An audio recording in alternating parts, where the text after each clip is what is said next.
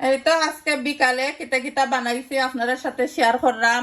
ডাইল দি শাকের একটা কারি বানাইছি, শাক ডাইল। আর খার খার পছন্দ কমেন্ট করবা। শাক ডাইল লোক যে নাই শুকনা মরিচ দিয়া ফ্রেশ করেন্ডার পাতা নাগা দিয়া বানাইছি। আর এখানে আমরা সিলেটের খুবই পপুলার মুখি দিয়া, গজার মাছের শুটকি দিয়া, লতা নাগা, এরপরে এইসা ছোট ইসা দিয়া একদম একটা কারি বানাইছি। আর ছোট ইসা খাইতে খার খার পছন্দ কমেন্ট করবা মুখির মাঝে। আমার তো অনেক ভালো লাগে।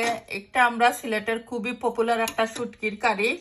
আর এখানের মধ্যে দেখো কত রিজওয়ান রিয়ানার লাগি মাংসর কারি তো একটা লাগে, ওই তারা মাংস ছাড়া ভাত খাই না। রিজওয়ান রিয়ানায় আনা ফাইনে রানবুনা করছি, খুবই নাইস লুক আইছে। দেখো খুবই ডিলিশিয়াস এই কারিটা, আমার বাসার সবাই পছন্দ।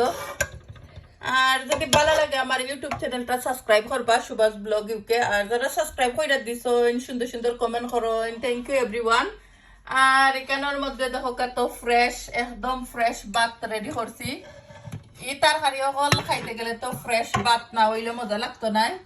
ফ্রেশ ভাত দিয়া শুটকির কারি দিয়া খাইতে খুবই খুবই ডিলিশিয়াস লাগে। আর যারা সবসময় কষ্ট করে লাইক কমেন্ট করেন, ভিডিওগুলো শেয়ার করে দেন, থ্যাংক ইউ এভরিওয়ান। অনেক ব্রাদার এন্ড সিস্টার আছেন আমার ইউটিউব চ্যানেল সাবস্ক্রাইব করে দিচ্ছেন, সাপোর্ট করেন, লাইক দেন। মন থেকে দোয়ার ভালোবাসা রইল আপনারা লাগে। যারা লাইক দেন না, রিকোয়েস্ট রইব একটা লাইক দিবা। Bye everyone, see you soon.